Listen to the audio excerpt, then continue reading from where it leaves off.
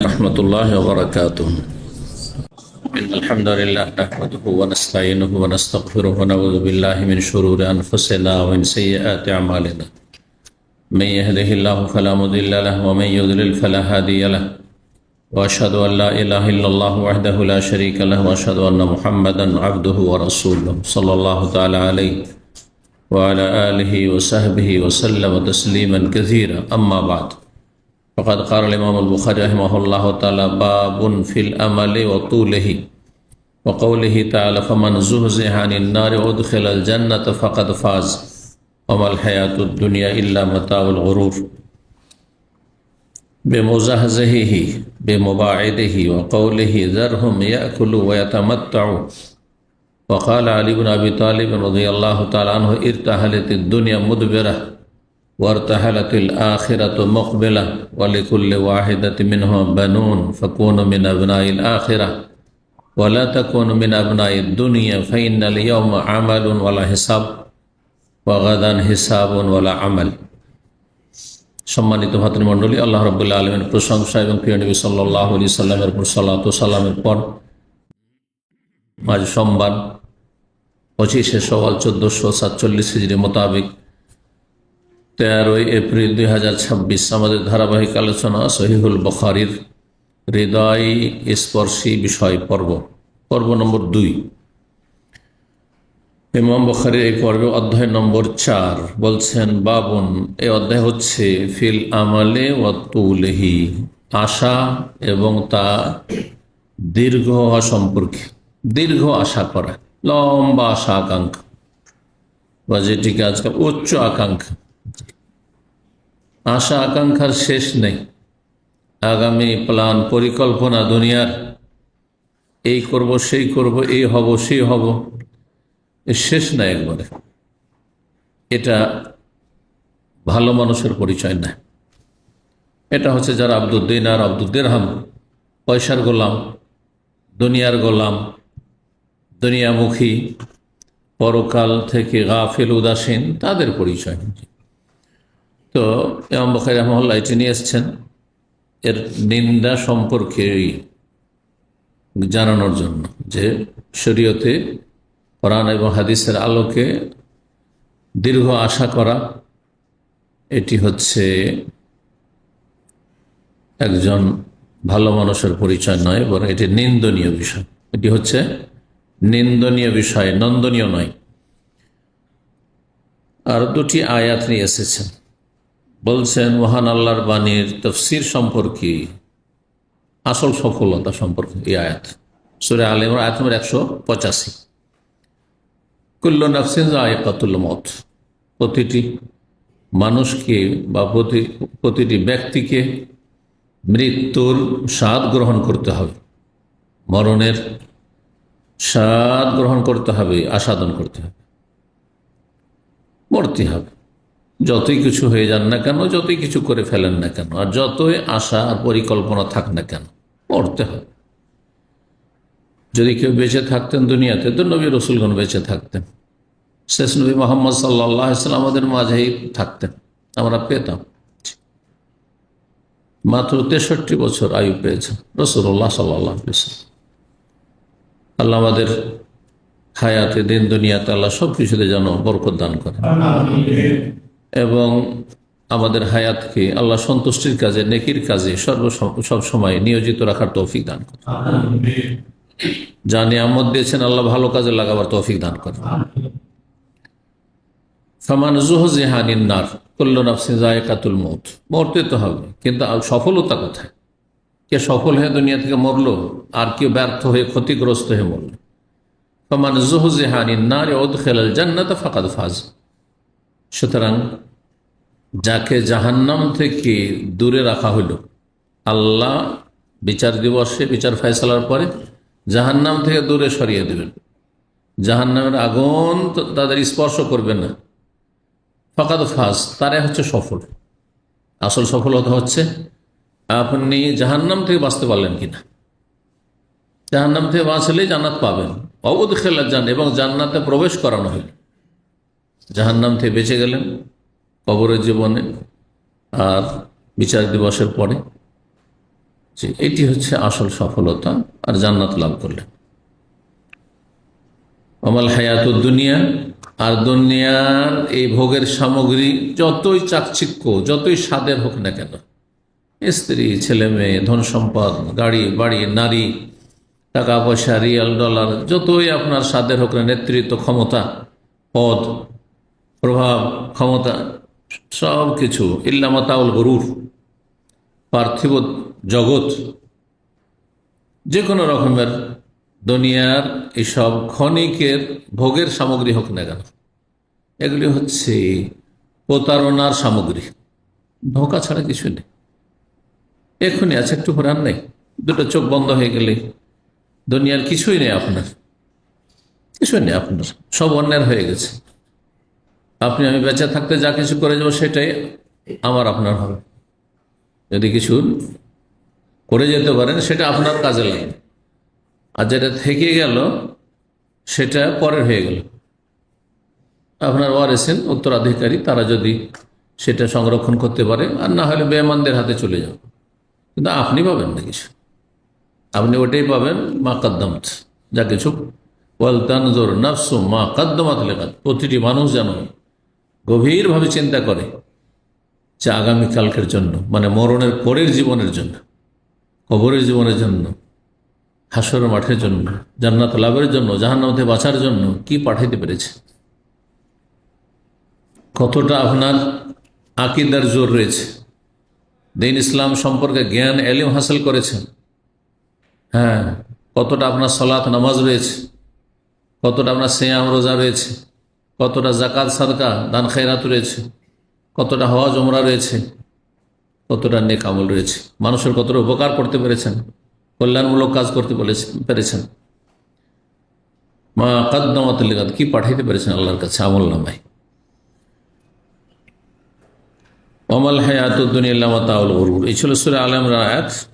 সূরা বাকারা আয়াত 96-তে ওই জুহজিহা থেকে একটি শব্দ এসেছে, জাহজাহা, মানে দূরে রাখা,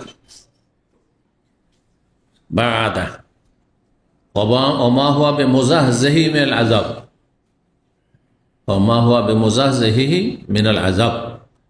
মানুষের আমল যদি সাথ না দেয়, নেকি না সম্বল না নিয়ে যেতে পারেন, তাহলে যতদিনই থাকুন না কেন, যদি হাজার হাজার বছর দুনিয়াতে বাঁচেন, আযাব থেকে বাঁচতে পারবেন না, আযাব থেকে আপনি দূরে থাকতে পারবেন না, আযাব আপনাকে স্পর্শ করবেই।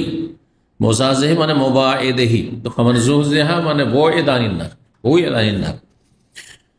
তো এই দূরে রাখা বা সরিয়ে রাখার অর্থে এখানে এসেছে, এই শব্দটি এসছে আর এক জায়গায়। এখানে সূরা হিজর আয়াত নম্বর 3 আল্লাহ ইরশাদ করছেন, যারহুম ইয়াকুলু ওয়া ইয়াতামাত্তাউ, কাফেরদের, পাপিষ্ঠদের, জালেমদের, গুনাহগারদের, যারা জাহান্নামের পথে জান্নাতের পথে নেই, আল্লাহ বলছেন যারহুম, যারা হেদায়েত চায় না, এলমের ফরজ আদায় করতে চায় না, আমলের ফরজ আদায় করতে চায় না, যারহুম, ছেড়ে দাও তাদেরকে, উপেক্ষা করো, ইয়াকুলু, তাদেরকে খুব আমোদ ফুর্তি করে খেতে দাও, ওয়া ইয়াতামাত্তাউ, এবং তারা ভোগ বিলাস করতে থাক, ওয়া ইউলহিহিমুল আমাল, এবং তাদের আশা আকাঙ্ক্ষা তাদেরকে গাফিল করে রাখো, উদাসীন করে রাখো, বেপরোয়া, বড় বড় আশা আকাঙ্ক্ষায় বেপরোয়া হয়ে গেছে। আমি একজন লোককে এখানে, যদি সেন্টারে খুব কম আসতাম, কিন্তু দেখা হলে সালাম দোয়া মসজিদে সালাতে দেখতাম, তারপরে ধীরে রাতারাতি বড় লোক হওয়ার পরে এখন কয়েক জায়গায় ঢাকাতে বিশাল বিশাল টাওয়ার তৈরি করছে, এখন আর মসজিদে দেখতে পাইনি। আর একসময় হয়তো যে আমাদের সাথে দেখা সাক্ষাৎকে নিজের জন্য ধন্য মনে করত, সালাম করতো, মসজিদ থেকে সালাম করতো, মসজিদের বাইরে এসে সালাম করতো, এখন একেবারে খুঁজে পাওয়া যায় না, মসজিদেই নেই সে। ওয়াইউলহিহিমুল আমাল, বড় একদিন কথা কথা বলছে যে শেখ দোয়া করবেন, তার মানে কিছুটা এলেম হাসিল করার লোক, এই নয়, না হলে শেখ বলতো না, হুজুর বলতো, কথা বুঝতে পারছেন না। তারপরে আপনাদের মতো অনেকটা এলেম হাসিল করেছে, নিয়মিত আপনার সোশ্যাল মিডিয়াতে আমার বক্তব্য ফলো করত, কিন্তু বেশি ধন সম্পদ রাতারাতি হয়ে যাওয়াতে কি হয়েছে, এদের বলছে যে আমি ঢাকাতে 8 তলা একটা বিল্ডিং তৈরি করছি। ভালো কথা, কিন্তু এটা কখন ভালো হইতো? যখন আপনার আখেরাত ঠিক থাকছে। আখেরাত যদি ঠিক না থাকে তাহলে 1 পয়সা মূল্য নেই, বরং এটি আযাবের কারণ, আপনার আযাবের কারণ। জি, কারণ যার যত পয়সা তার হিসাব তত কঠিন, আর যার হিসাব যত কঠিন তার আযাব শাস্তি কঠিন। আল্লাহ বোঝার তৌফিক দান করেন। ফাসাউফা ইয়ালামুন, আল্লাহ বলছেন যারহুম, ছেড়ে দাও ওদেরকে যারা হেদায়েত হয় না, বেদিন বেনামাজি, ছেড়ে দাও। ইয়াকুলু, খুব খেতে থাক, আমোদ ফুর্তি করে খাওয়া দাওয়া, গেল রেস্টুরেন্টে, দিল 500 রিয়াল পার্টি করতে গিয়ে সাথে বন্ধু নিয়ে, এক রাতে খরচ করে ফেললো। ওয়াতামাত্তা, খুব ভোগ বিলাস করতে থাকুক তারা। ওয়াইরহিমাল আমাল, তাদের আশা আকাঙ্ক্ষা তাদেরকে উদাসীন করে রাখুক পরকাল থেকে, হিসাব থেকে, কবরের জীবন থেকে, জান্নাত থেকে। ফাসাউফা ইয়ালামুন, শীঘ্রই তারা জানতে পারবে। যখন সময় ঘনিয়ে আসবে না আযাবে, তখন বুঝতে পারবে। সাউফা ইয়ালামুন, অচিরেই জানতে পারবে। আলী রাদিয়াল্লাহু তাআলা আনহু থেকে বর্ণিত, তিনি বলেন এই দুনিয়া যে তুচ্ছ, দুনিয়া তুচ্ছ, দুনিয়ার ক্ষমতা তুচ্ছ, দুনিয়ার ধন সম্পদের সামগ্রী, এসব ভোগের সামগ্রী তুচ্ছ। এর তাহলে দুনিয়া মুদবেরা, দুনিয়া পিঠ ফিরিয়ে প্রস্থান করেছে, বিদায় নিচ্ছে। দুনিয়া আপনার থেকে বিদায় নিচ্ছে না, আপনার দিকে আসছে। চিন্তা করুন তো, হ্যাঁ, বিদায় নিচ্ছে না। আপনি যত যাচ্ছেন, কোন দিকে যাচ্ছেন? দুনিয়ার দিকে যাচ্ছেন, মাটির ওপরের দিকে, আকাশের দিকে যাচ্ছেন, না মাটির নিচের দিকে? তাহলে দুনিয়া আপনাকে ছেড়ে পালাচ্ছে, দুনিয়া পিঠ ফিরিয়ে পালায়ন করছে। এর তাহালি তো দুনিয়া, এর তাহাল মানে প্রস্থান করা, রেহেলাতুন থেকে, রেহেলাতার সেতায় অসৈফ। দুনিয়া বিদায় নিচ্ছে পিঠ ফিরিয়ে। ওয়ার তাহালাতিল আখিরা মুকবিলা, আর পরকাল সামনে আগমন করছে, পরকাল ধেয়ে আসছে। হ্যাঁ, কবরের জীবন ধেয়ে আসছে, মরণ আপনার দিকে ধেয়ে আসছে। যত সময় যাচ্ছে, মুহূর্তে মুহূর্তে সময় কমে আসছে। আখেরাত মানে মরণ হইলে আখেরাত শুরু, মরণ হইলেই হ্যাঁ আখেরাত শুরু, কাছে আসছে। মুকবিলা, সামনাসামনি, তোমার সামনের দিকে আসছে। ওয়ালিকুল্লি ওয়াহিদি মিনহা বানুন, আর দুনিয়া আখেরাত উভয়ের সন্তান রয়েছে। ইহকাল পরকালের উভয়ের কি রয়েছে? সন্তান রয়েছে। কেউ দুনিয়ার সন্তান, দুনিয়ার বাচ্চা, আর কেউ আখেরাতের বাচ্চা। বলছেন না? পয়সার বাচ্চা লোকটা, বলছেন না? বলছেন না? আর পেট পূজারি শব্দগুলো আছে না? কেউ দুনিয়া পূজারি আর কেউ আখেরাত পূজারি। কারো দুনিয়া চিন্তা, মাথায় সময় দুনিয়া ঢুকে আছে, কি করে কত ইনকাম করতে পারি, ধান্দার শেষ নেই, ধান্দার শেষ নেই, দুনিয়ার ধান্দা শুধু। আর আরেকজনের শুধু আখেরাতের ধান্দা, কি করে আমি জাহান্নামে বাঁচতে পারবো, কি করে জান্নাত লাভ করবো, আমি কি করে আল্লাহকে আমি রাজি করব, কি করে আমার আমল নামা নেকি বৃদ্ধি করব, গুনার বোঝা কমাবো। আল্লাহু আকবার।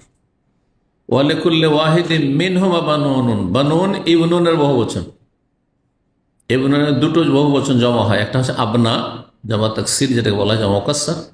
একটা হচ্ছে জামা সালেম, যেটা যেমন মুসলিমুন থেকে মুসলিমুনা, মুমিনুন মুমিনুনা, সেই রকমই ইবনুন থেকে ইবনুনা ছিল, এটা বানুন হয়ে গেছে, বিন থেকে বানুন।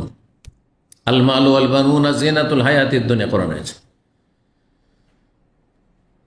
দুনিয়া আখেরাতের কথা আলোচনা হইল আলী রাদিয়াল্লাহু তাআলা আনহুর উক্তিতে, মূল্যবান উক্তি, সুবহানাল্লাহ। বলছেন প্রত্যেকের সন্তান রয়েছে, দুনিয়ারও সন্তান আছে আর আখেরাতেরও সন্তান আছে। তোমরা কার সন্তান হবে? বলছে ফাকুনু মিন আবনাইল আখিরা, তোমরা আখেরাতের সন্তান হয়ে যাও, পরকালের সন্তান হয়ে যাও, পরকালের সুখকে বেছে নাও।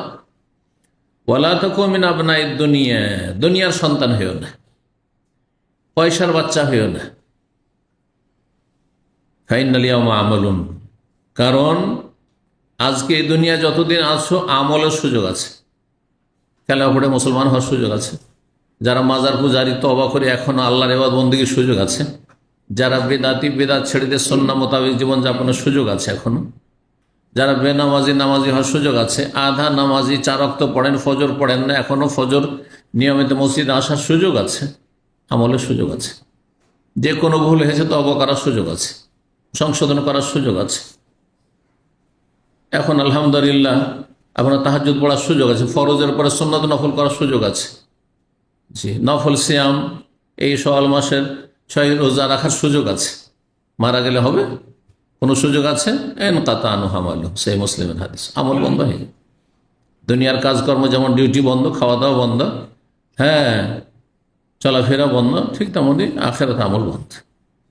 যতক্ষণ পর্যন্ত আমলের সুযোগ আছে এই দুনিয়াতেই আছে, চোখ বন্ধ হয়ে গেলে আর নেই। ফাইনাল ইয়াউমা আমালুন, কারণ আজকের দিনে পার্থিব জগতে আমলের সুযোগ আছে। ওয়ালা হিসাবন, কিন্তু হিসাব নেওয়ার কেউ নেই। আল্লাহ দুনিয়াতে হিসাব নিয়ে কড়াকড়ি করে খারাপকে শাস্তি দিয়ে দেবেন আর ভালোকে একবারে সম্মানিত করে দেবেন, এই জন্য দুনিয়া পয়দা করেননি। এটা হচ্ছে এর অর্থ। এই নয় যে কোনো ক্ষেত্রে হবেই না, একবারে না। কখনো কখনো আল্লাহ দুনিয়াতেও ভালো মানুষকে উত্তম বদলা দিয়ে দেন, যে একটু নগদ কিছু দিয়ে দিয়ে। আসল তো আখেরাতে, কারণ এটা বদলার জগৎ নয়, প্রতিদান জগৎ নয়। ইয়াউমুল জাযা হচ্ছে মানুষের আখেরাতে, মরণের পরে বদলার জগৎ। কিন্তু দুনিয়া তো আল্লাহ বদলা দিয়ে দেন। এখন একজন ধার্মিক মানুষ, একজন নামাজি মানুষ মানসিক শান্তিতে আছে, পারিবারিক শান্তিতে আছে, ছেলে মেয়ে এরকম শান্তিতে আছে, সব সৎ। জি, স্ত্রী পর্দা আছেন, তাকে নিয়ে শান্তিতে আছে, কোনো চিন্তা নেই, প্রবাসে থাকলে আছে না নেই। এগুলো নগদ নগদ প্রতিদান, কিন্তু জরুরি নয় যে দেবে। ভালো মানুষের ঘরও খারাপ হয়ে যেতে পারে। দুনিয়া প্রতিদান জগৎ নেই, খারাপের শাস্তি। হ্যাঁ, বেনামাজি, বেদিন, নাস্তিক, বড় বড় জালেম, কাফের, কুফরি শক্তি পৃথিবীতে, ছোট শক্তি, বড় শক্তি, বহু রকম, ইসলামের শত্রু, মুসলিমের শত্রু। হ্যাঁ, আর কত পাপিষ্ট, কত খনি, কত অপরাধী আছে। আল্লাহকে সাথে সাথে ধরছেন না, ধরছেন না। কারণ এটা হচ্ছে কর্মের জগৎ। কেউ ভালো কাজ করছে, কেউ মন্দ কাজ করছে, বদলার জগৎ নয়। বদলার জগৎ হলে সাথে সাথে আল্লাহ ধরতেন, অ্যাকশন নিতেন, সাথে সাথে ধ্বংস করে দেব। এটা করেন না। তবে কিছু লোককে শাস্তি দেন, মাঝে মাঝে পাপের কারণে শাস্তি হচ্ছে, কিন্তু মূলত দুনিয়া বদলার জগৎ নয়, ভালো করে মনে রাখবেন। এই জন্য যারা নতুন নতুন একটু ধার্মিক হয়, মনে করে যে আমি নামাজি, তার মানে আমার আর্থিক সংকট হবে না, পয়সা রুজির একেবারে বরকত আর বরকত, কখনো অভাব অনটন হবে না। আর যদি হয়ে যায় তখন কি হয়ে যায়? ওমিনান্নাস মান ইয়াবুদুল্লাহ আলা হারফ, সূরা হজে আয়াত রয়েছে। কিছু কিছু মানুষ আছে, হ্যাঁ, এক সাইড হয়ে আল্লাহর ইবাদত করে। আল্লাহ হারফ মানে কিনারায়, এক সাইডে থাকে, মানে মিডিলে আসে না, পাক্কা মুসলিম হইতে পারেন না। রাস্তার এক কিনারা যদি হাঁটেন আর সাইডে গর্ত আছে, তাহলে স্বাভাবিক আছাড়া খাওয়ার খুবই বেশি সম্ভাবনা রয়েছে। তো এইরকম কিছু লোকের আছে, এই যে নতুন নতুন হেদায়েত হয়, অথবা এলেম নেয়, দিনের জ্ঞান নেয়, মনে করে যে আমি ধার্মিক, এত আল্লাহকে ডাকছি, এত দোয়া করছি, ফরজ তো পড়ছি, আমি তাহাজ্জুদও পড়ছি, আর সালাতুদ দুহাও পড়ছি, নফল রোজাও রাখছি, তো আমি কেন কষ্টে থাকবো? আমার কেন অভাব থাকবে? আমি ক্যান্সারে আক্রান্ত হইলাম, আমার ছেলে কেন এরকম অসুস্থ, আমার কেন বালা মুসিবত ছুটছে না?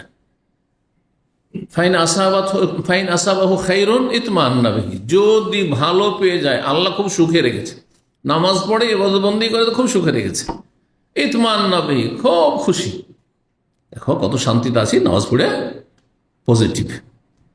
ওয়াইন আসাবাতু ফিতনা, আর যদি বালা মুসিবতে নেমে আসে, এত দোয়া করেছে তারপর বালা মুসিবত ছাড়ে না, ইনকালাবা আলা ওয়াজহিহি, তাহলে উল্টো দিকে ফিরে যায়, হঠাৎ করে পোল্টি খেয়ে যায়। খাসেরাত দুনিয়া ওয়াল আখিরা, দুনিয়াও গেল, আখিরাত সব গেল। কারণ দুনিয়াতে কষ্ট, বালা মুসিবত আসলো, দুনিয়া গেল, আর আখিরাত গেল। কারণ এমনটা কেন হইল? আল্লাহর কাউকে পেল না, আল্লাহ আমি আর আর মেনে নিতে পারছি না। অধিকাংশ মূর্খ মুসলিমরা এই কথা বলে, এইটা মেনে নেওয়া যায় না, আর পারছি না আমি। আস্তাগফিরুল্লাহ। খাসের দুনিয়া আখেরা, দুনিয়াও গেল আখেরাত গেল, সব বরবাদ। যালিকা হুয়াল খুসরানুল মুবিন, এটি হচ্ছে আসল স্পষ্ট ক্ষতি, স্পষ্ট লস। আল্লাহ বলছে মহা লস এটি। এমন যেন চিন্তা চেতনা না থাকে। একজন প্রশ্নকারী, আমি এর আগেও আলোচনা করেছি কোন একটা আলোচনায়, এক প্রশ্নকারী আমাকে প্রশ্ন করছে, সে ক্যান্সারে আক্রান্ত। বলছে এক সময় আমি তাহাজ্জুদে পড়তাম, আর ঘন্টার ঘন্টা তাহাজ্জুদ পড়ে অনেক দোয়া করতাম, কিন্তু তারপরে আমি ক্যান্সার আক্রান্ত হয়ে গেলাম, তখন আমি তাহাজ্জুদ ছেড়ে দিয়েছি, এমনকি নামাজ নওয়াজবিল্লাহ ছেড়ে দিয়েছি। এই যে আয়াত ফিট গেল এর উপর। খাসেরা দুনিয়া ওয়াল আখিরা, ইহকালও গেল, হ্যাঁ পরকালও গেল, সব গেল, আমও গেল ছালাও গেল। আল্লাহ, কেন? ইসলাম বুঝেনি, ইসলাম বুঝেননি। আলী রাদিয়াল্লাহু বুঝিয়ে দিয়েছেন, আলিয়াউম আমালুন, আজকে আমলের জন্য, দুনিয়া আমলের জন্য পয়দা করেছেন, এখানে কর্ম করো। ওয়ালা হিসাব, এখানে হিসাব নিকাশ নেবেন আল্লাহ, না না এটা জরুরি না। ওয়াগাদান, আগামীকালকে মরণের পরে হিসাব শুরু হবে। ওয়ালা আমাল, আমলের কোনো সুযোগ নেই। আল্লাহ একবার কলেমা পড়ব, আরে একবার আস্তাগফিরুল্লাহ পড়ব, আল্লাহ একবার তোমার কাছে ক্ষমা চেয়ে, আল্লাহ একটা সিজদা করবো আল্লাহ তোমাকে, আল্লাহ একটা টাকা আমি দান করব, অনেক টাকা পয়সা রেখে এসেছি, শোনা হবে না। ওয়ালা আমাল, আমলের কোনো সুযোগ নেই। আল্লাহ বুঝার তৌফিক দান করে। 6417 নম্বর হাদিস। হাদিস বর্ণনা করছেন আব্দুল্লাহ বিন মাসউদ রাদিয়াল্লাহু তাআলা আনহু। তিনি বলেন, খাত্তান নবী সাল্লাল্লাহু আলাইহি ওয়াসাল্লাম খাত্তান মুরাব্বান, নবী সাল্লাল্লাহু আলাইহি ওয়াসাল্লাম রেখা টানলেন। খাত মানে হচ্ছে দাগ, লাইন, আর বাংলায় রেখা। নবী সাল্লাল্লাহু আলাইহি ওয়াসাল্লাম একটি রেখা টানলেন লম্বা, সেটা ছিল, প্রথম টানলেন মুরাব্বান, চতুর্ভুজ, চারকোনা। চতুর্ভুজ কাকে বলে? চারকোনা। জি। ওয়াখাত্তা খাত্তান ফিল ওয়াসাতে, আর একটি রেখা টানলেন মাঝামাঝি, মাঝখানে, ওই যে চতুর্ভুজ আছে তার মাঝখান দিয়ে। খারেজা মিনহু, আর সেটাই চতুর্ভুজ থেকে বেরিয়ে সামনে চলে গেছে। চতুর্ভুজ এরকম যেমন মোবাইল রাখা আছে ধরেন, আর তারপর উপর দিয়ে একটা লাইন এইখানে চলে গেছে একবার বেরিয়ে, হ্যাঁ চতুর্ভুজ থেকে বেরিয়ে চলে গেছে। ওয়াখাত্তা খোতাতান সিগারান ইলা হাযাল্লাযী ফিল ওয়াসাতি মিন জানিবিহিল্লাযী ফিল ওয়াসাত, আর তারপরে বেশ কিছু ছোট ছোট দাগ টানলেন, রেখা আঁকলেন। ইলা হাযাল্লাযী ফিল ওয়াসাতি, যে মাঝখানে যে রেখাটি রয়েছে এই রেখাকে উদ্দেশ্য করে, মিন জানিবিহি, ওই সাইডগুলি থেকে যেটা মধ্যখানে রয়েছে, মানে মাঝখানে যে দাগটি রয়েছে চতুর্ভুজের, ওখান থেকে এইভাবে বা এইভাবে, এইভাবে এইভাবে, বাইরে থেকে তীরগুলো যেন যাচ্ছে, রেখাগুলো যাচ্ছে, গিয়ে মাঝখানে যে রেখাটি রয়েছে তার দিকে গিয়ে তীর কি করছে? আঘাত করছে, মানে তীর সেখানে পৌঁছছে। উদাহরণ কিছু বুঝতে পারলেন কেউ? হ্যাঁ বুঝতে পেরেছেন? কে বুঝতে পেরেছে? কি? না না ওইটা বুঝে না। এই রেখাতে কি বোঝাতে চাইলেন? এই যে নকশা থেকে কি বোঝাতে চাইলেন? চারকোনা চতুর্ভুজ একটা, আর তার মাঝখান দিয়ে একটা লম্বা বেরিয়ে চলে গেছে ওইদিকে, আর এই মাঝখানে যেটা আছে ওইটার দিয়ে করে এখন ওই যে দুই সাইডে যে রেখা আছে চতুর্ভুজের, ওই দিক থেকে এইভাবে ছোট ছোট বেশ কিছু দাগ আসছে এদিকে, হ্যাঁ তীরের মতো হয়ে। কি বুঝলেন এটা থেকে? যে বুঝলেন হাত তোলেন, না না হলে পরে বুঝাচ্ছি। হ্যাঁ কি না, এখানে এটা ফিরকার হাদিস না, ফিরকার হাদিস মুসনাদ আহমদ, অন্য আরেকটি হাদিস রয়েছে, বোঝা গেছে না? ওয়ান্না হাজা সিরাতে মুস্তাকিমা, সেটি আলাদা। এটি হচ্ছে লোভ লালসার উচ্চ আকাঙ্ক্ষা হাদিস। অধ্যায় কি?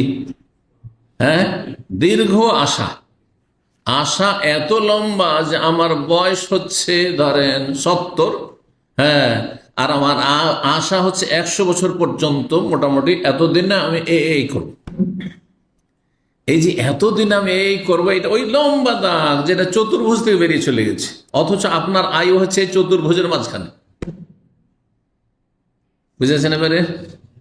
চতুর্ভুজ যেটা আছে দাগ, এটা হচ্ছে আপনার আয়ু টোটাল আপনার, হ্যাঁ, কিন্তু মাঝখান দিয়ে যে দাগটা গেছে সেটা হচ্ছে আপনি সেই মানুষ, সেই মানুষের আশা আকাঙ্ক্ষা বাড়তে বাড়তে বাড়তে এই যে আপনার আয়ু এখানে উদাহরণস্বরূপ 70 বছর বা 60 বছরে বা 80 বছরে, আর আপনার দাগ এত দূরে লম্বা হয়ে বেরিয়ে চলে গেছে, যেখানে আপনার আয়ু সাথ দিচ্ছে না, কিন্তু আশা এত দূর পর্যন্ত করে বসে আছেন। অনেকে আপনাদের আছেন প্রবাসী, এসেছি ভাই 5টা বছর থাকলে না এই কাজ করব, যে বেতনটা পাই 5টা বছর থাকলে মোটামুটি শহরে একটা বাড়ি করে নেব, আর তারপরে ছেলে মেয়ে নিয়ে খুব সুখে থাকবো। অথচ 5 দিনও হয়তো থাকবেন না, 5 দিনও থাকবেন না। আমি একটা ছেলেকে জানি, বাংলাদেশি ছেলে, এমামা কোম্পানিতে, ক্লিন কোম্পানিতে কাজ করত। সে বিয়ের জন্য সব ঠিকঠাক করেছে, আর সামনের সপ্তাহে বাড়ি যাবে, আগামী সপ্তাহে বাড়ি যাবে।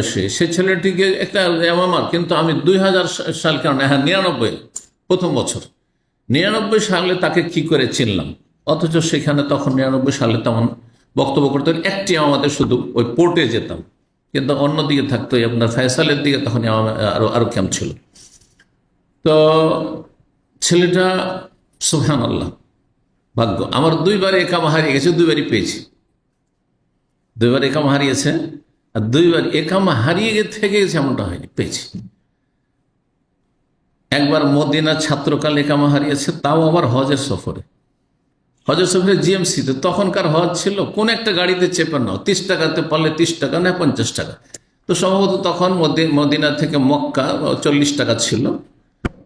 চলে গেলাম মক্কা, রাস্তাতে একবার চেক পয়েন্টে চেক হয়েছে, সবার একামা চেক হয়েছে। একামা চেক করে আপনার পুলিশে ধরিয়ে দিয়েছে, কিন্তু আমার একামা এক মাসরিকে দিয়ে দিয়েছে, মাসরির একামা আমাকে দিয়ে দিয়েছে।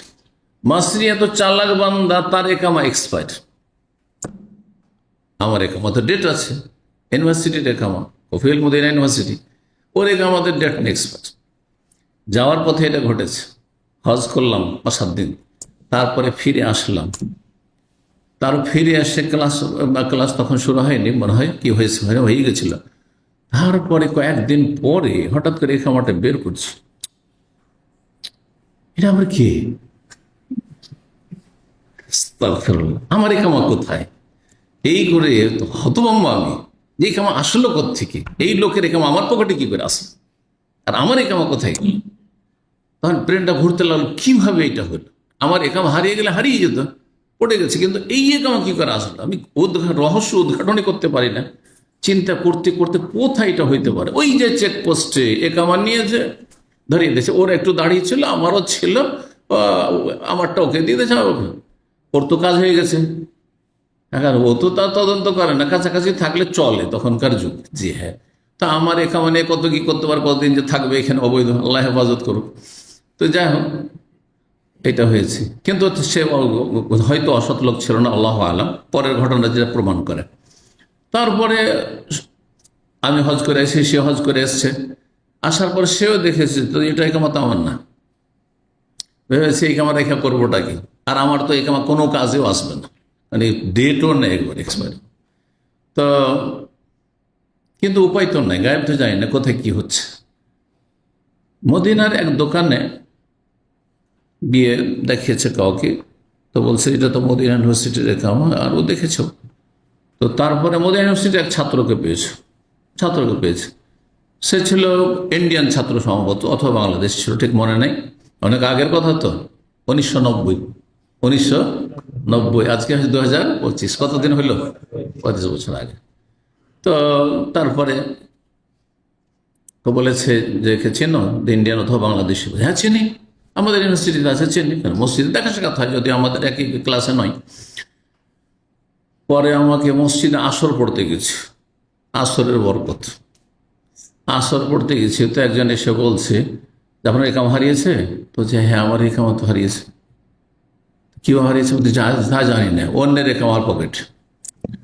তো বলছে যে মদিনায় হারামের সামনে যে এলাকাগুলো এখন ভেঙে দিয়েছে, ওবরাই একটা হোটেল আছে, পুরোনো হোটেলের মধ্যে শুধুমাত্র একটি হোটেল আছে, ওবরাই হোটেল।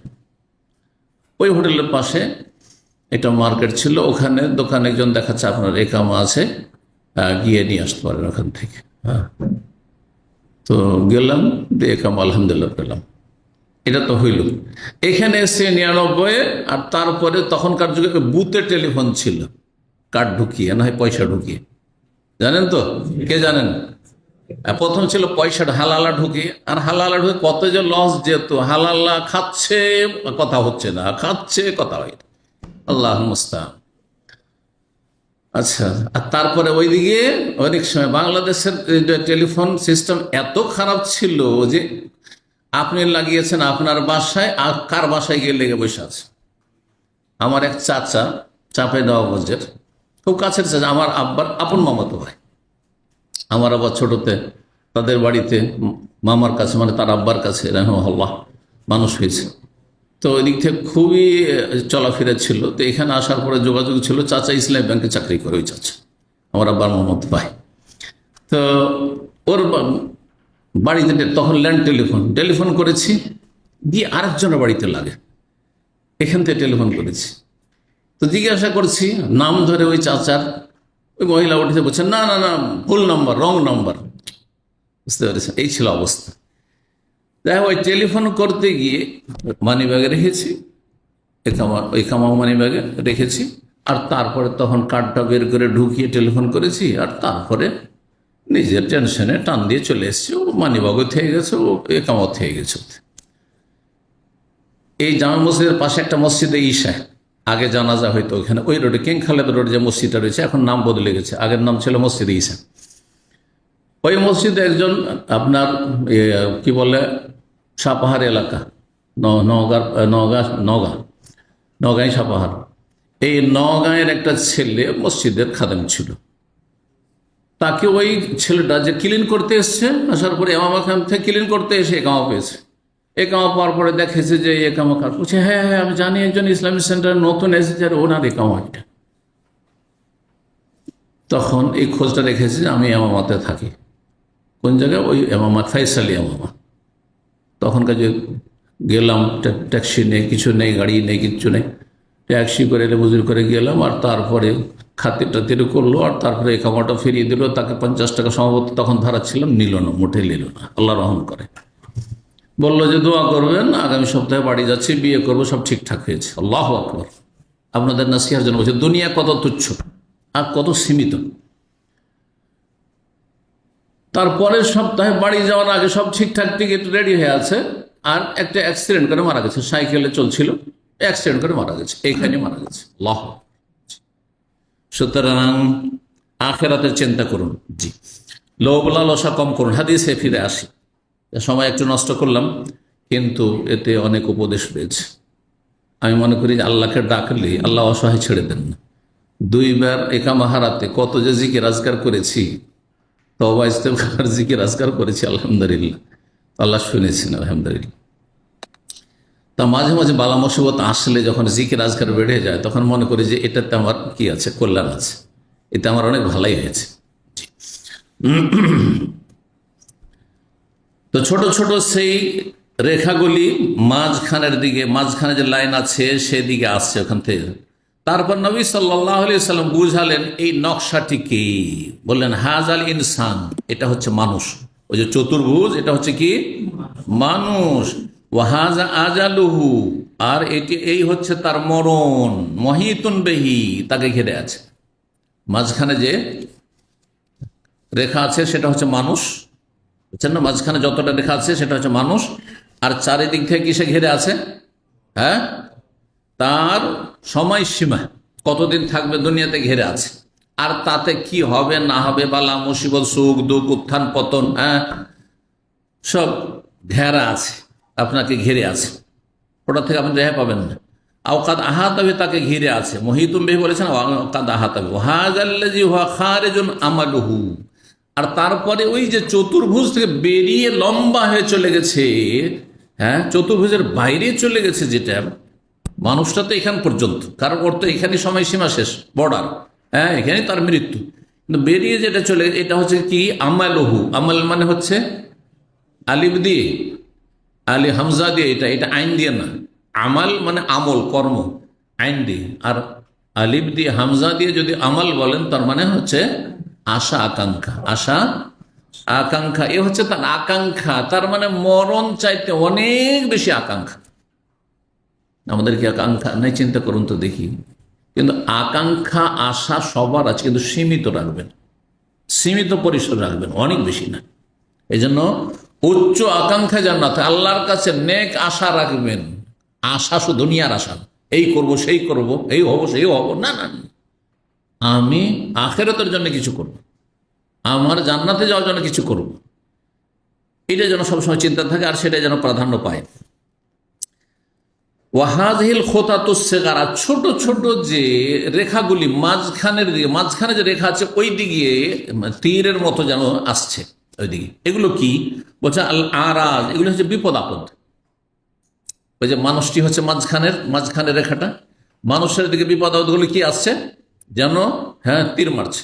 কখনো অ্যাক্সিডেন্ট হবে, গাড়ি অ্যাক্সিডেন্ট হবে, কখনো আপনার হাত পা ভাঙবে আল্লাহ না করে, কখনো আপনার টাকা পয়সা আর ক্ষয়ক্ষতি হবে, কখনো আপনার পরিবারের ক্ষয়ক্ষতি হবে, কখনো আপনার ছেলেমেয়ের ক্ষয়ক্ষতি হবে, কখনো বিভিন্ন বালা মুসিবত আসবে।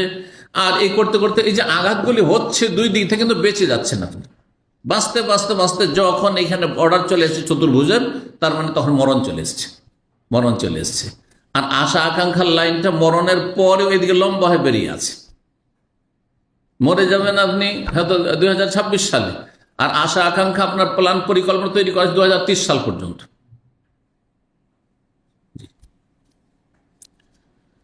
ফাইন আখতাহু হাজা, এই যে আপনার ছোট ছোট রেখাগুলি, এতে মরছে না। এটা কি করলো? সে এটাতে সে বেঁচে গেল। ফাইন আখতাহ, আখতা মানে ভুল করা, মানে লাগতে যাচ্ছিল তীর, কিন্তু তীরটা লাগলো না, তীরের নিশানাটা ভুল হয়ে গেল, সে বেঁচে গেল। অর্থাৎ আপনার ওপর আমার ওপর বালা মুসিবত আসছে, কিন্তু বেঁচে গেলাম, হচ্ছে না? আমাদের গাড়ির দুর্ঘটনা হইল, আলহামদুলিল্লাহ বেঁচে গেলাম। তাহলে এই যে আঘাত এসছিল, এই যে ছোট ছোট রেখাগুলো, হ্যাঁ, এসছিল, বেঁচে গেল। কখনো দুশ্মন কোথাও ওত পেতে ছিল, হ্যাঁ, ছিনতাইয়ের ওত পেতে ছিল মারার জন্য, অথবা বাড়িতে ডাকাত চোর এসছে মারার জন্য, অথবা প্ল্যান করেছে কিন্তু ব্যর্থ হয়েছে। এগুলো যে বালা মুসিবত, বিভিন্ন বালা মুসিবত। যদি একটি নিশানা ভুল করে, হাজা নাহাসাহু হাজা, তো আর একটি কামড়ে ধরে বা দংশন করে। নাহাস মানে হচ্ছে কামড়ে ধরা বা দংশন করা, আর কামড়ে ধরলো দাঁত দিয়ে, আর দাঁত দিয়ে দংশন করা হয়। ওয়াইন আখতাহু হাজা, আর একটি বালা মুসিবত আসছে, হ্যাঁ, সেটা যদি আবার আপনার সেই তীর গিয়ে না লাগে, মানে তাতে মরলেন না, তো নাহাস আর একটি এসে ধরছে, আর একটি এসে আপনাকে কামড় দিচ্ছে। এই ছিল হাদিস। কত গুরুত্বপূর্ণ হাদিস। 6418 নম্বর হাদিস। হাদিস মনে করছে আনাস বিন মালিক রাদিয়াল্লাহু তাআলা, তিনি বলেন খাত্তান নবী খুতুতান, নবী সাল্লাল্লাহু আলাইহি ওয়াসাল্লাম কয়েকটি রেখা টানলেন। ফাকাল হাজাল আমাল, এটি হচ্ছে তার আশা আকাঙ্ক্ষা, মানে যেটা লম্বা হয়ে বেরিয়ে চলে গেছে বাইরে চতুর্ভুজের, সেটা হচ্ছে আশা আকাঙ্ক্ষা। ওয়াজা আজালু, আর এই যে চতুর্ভুজের যে বর্ডারে যে রেখাটি আছে, সেটা হচ্ছে তার, হ্যাঁ, মরণের সময়কাল, সময়সীমা। হুয়া কাযালিকা, একজন মানুষ চলতি আছে, আপন আয়ুতে সময়কালে চলতি আছে। ইস জাহুল খাত্তুল আকরাব, যেটা কাছের নিকটবর্তী যেটি রেখা, সেটি এসে তাকে ধরে ফেলেছে, অর্থাৎ মরণ তাকে ধরে ফেলেছে, অথচ তার আশা আকাঙ্ক্ষা বাইরে চলে গেছে। আল্লাহু আকবার। আল্লাহ রাব্বুল আলামিন যেন আমাদের আখিরাতমুখী হওয়ার তৌফিক দান করেন, দুনিয়াতে আল্লাহ যেন বরকত দান করেন, কিন্তু দুনিয়ার চাইতে আখিরাতকে আমাদেরকে অগ্রাধিকার দেওয়ার তৌফিক দান করেন। বাবু মান বালাগা সিত্তিনা সানা, এই অধ্যায় হচ্ছে কারো আয়ু যদি 60 বছরে পৌঁছে যান, 60 বছর আয়ু পেয়ে গেছেন, ফাকাদ আযার আল্লাহ এলিফিন ওমরে, তো বয়সের ক্ষেত্রে, আয়ুর ক্ষেত্রে আল্লাহ তার ওজোর অজুহাতকে শেষ করে দিয়েছেন, মানে কোনো ওজোর অজুহাতের সুযোগ থাকেনি। অর্থাৎ কেউ 60 বছর যদি দুনিয়ায় পায় আয়ু, আর তারপরেও তাতে শিরকি ধর্মকর্ম করতে থেকে গেল, হ্যাঁ, পীর মুরিদিতে বিশ্বাসী থেকে গেল, মাজার পূজায় বিশ্বাসী থেকে গেল, শিয়া রাফিজি থেকে গেল, হিন্দুই থেকে গেল, ইহুদি খ্রিস্টানি থেকে গেল, বেনামাজি থেকে গেল, হারামখোর থেকে গেল, সুদখোর ঘুষখোরি থেকে গেল, আর জালেমি থেকে গেল, আর বিভিন্ন গুনাহে জড়িয়ে থেকে গেল, আল্লাহর কাছে গিয়ে বলে আল্লাহ সময় পাইনি, বুঝতে পারিনি, এটা বলার আর সুযোগ নেই। এটা বলার সুযোগ নেই। তোমাকে 1 বছর নয়, 2 বছর নয়, 15 বছরে সাবালক হয়েছে, তখন থেকে শুরু করে 60 বছর, মানে কত বছর হয়? হ্যাঁ হ্যাঁ 45 বছর, ঠিক না? 45 বছর কম না চিন্তা করার জন্য, সংশোধনের জন্য, আত্মপর্যালোচনা করার জন্য, নিজের হিসাব নিজে করার জন্য যথেষ্ট। বেকাউলিহি তাআলা, এর দলিল কোরআনে কারীম রয়েছে সূরা ফাতির আয়াত নম্বর 37। এই আয়াত নিয়ে আমি অনেক আগে আমার যৌবনকালে একটা খুতবা দিয়েছিলাম দেশে। আমার খুতবাটি খুব, তখনকার যুগে আমি দায়ী ছিলাম না, একজন শিক্ষক ছিলাম। হ্যাঁ, মদিনার সদ্য পাশ করে যাওয়ার পরে আর খুতবা দিয়েছিলাম, লোকেরা খুব প্রভাবিত হয়েছিল। আওয়ালাম নুআম্মিরকুম মা ইয়াতাযাক্কারু ফীহি মান তাযাক্কার ওয়া জাআকুমুন নাযীর ফাযূকু ফামা লিয-যালিমিনা মিন নাসীর। আল্লাহ বলছে আওয়ালাম নুআম্মিরকুম, তোমাদের কি আমি আয়ু দিইনি? অমর থেকে, অমর মানে আয়ু, বয়স। তোমাদের কি এতটা বয়স দিইনি? মা ইয়াতাযাক্কারু ফীহি মান তাযাক্কার, যাতে যে চাইতো উপদেশ নিতে, হ্যাঁ, জ্ঞান চক্ষু খুলতে, সে অবশ্যই উপদেশ নিতে পারত। তুমি যদি চাইতে যে আমি ভালো উপদেশ নেব, তাহলে তোমার এতটা আয়ু যথেষ্ট, 60 বছর যথেষ্ট, যথেষ্ট। আমাদের জন্য এই 60 বছর হয়ে গেছে, যথেষ্ট টাইম আল্লাহ দিয়েছেন। মা ইয়াতাযাক্কারু ফীহি মান তাযাক্কার, যাতে যে ও নসিহত নিতে চায়, উপদেশ নিতে চায়, সে অবশ্যই নিতে পারত। জাআকুমুন নাযীর, শুধু তাই নয়, এর মাঝখানে তোমাদের কাছে সতর্ক সাবধানকারী আলেম ওলামা দায়ীদের কথা বহুবার এসেছে। নবী রসুলদের জামানায় নবী রসুল এসেছেন, আর নবী রসুলদের সিলসিলা শেষ হলে দায়ী আলেম ওলামারা সরাসরি এসেছেন, না হলে আজকাল সোশ্যাল মিডিয়ার যুগে কতবার যে দিনের আলোচনা আপনার চোখের সামনে ভেসে উঠেছে ইউটিউবে আর ফেসবুকে আর বিভিন্ন সোশ্যাল মিডিয়ায়। ও জাআকুমুন নাযীর, সতর্ককারী সাবধানকারী তোমার কাছে বিভিন্ন বিষয়ের, হ্যাঁ, জ্ঞান অর্জন করার জন্য এবং জানার জন্য যথেষ্ট ছিল।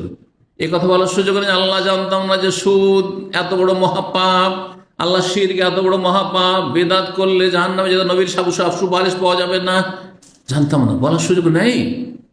আল্লাহ আমি জানতাম না নামাজের এত গুরুত্ব, সুযোগ নেই। ফাযুকু, আল্লাহ হাশর মাঠে বলবেন। এটি কখন বলবেন? হাশর মাঠে যখন হিসাব শুরু হবে তখন। আওয়ালাম নুআম্মিরকুম মা ইয়াতাযাক্কারু ফীহি মান তাযাক্কার ওয়া জাআকুমুন নাযীর ফাযুকু, সুতরাং জাহান্নামের আগুনের শাস্তির আস্বাদন করতে থাকো, শাস্তির মজা চাখতে থাকো, নিতে থাকো। ফামা লিয-যালিমিন মিন নাসীর, জালেমের কোনো সাহায্যকারী নেই, এখানে কোনো সুপারিশকারী নেই জালেমের জন্য। কারণ যথেষ্ট তোমাকে বয়স দিয়েছি, 60 বছর বয়স দিয়ে দিচ্ছি। অধিকাংশ ভাইয়ের এখানে যারা বসে রয়েছেন প্রায় সব 40-এর উপরে চলে গেছেন, অধিকাংশই 40-এর উপরে চলে গেছে। সুতরাং সতর্ক সাবধান। আর তারপরে মরণের কোনো বয়স নেই, মরণের কোনো বয়স নেই। এই নয় যে 60 বছর না হলে 40 বছর আল্লাহ হিসাব নেবেন না, নেবেন।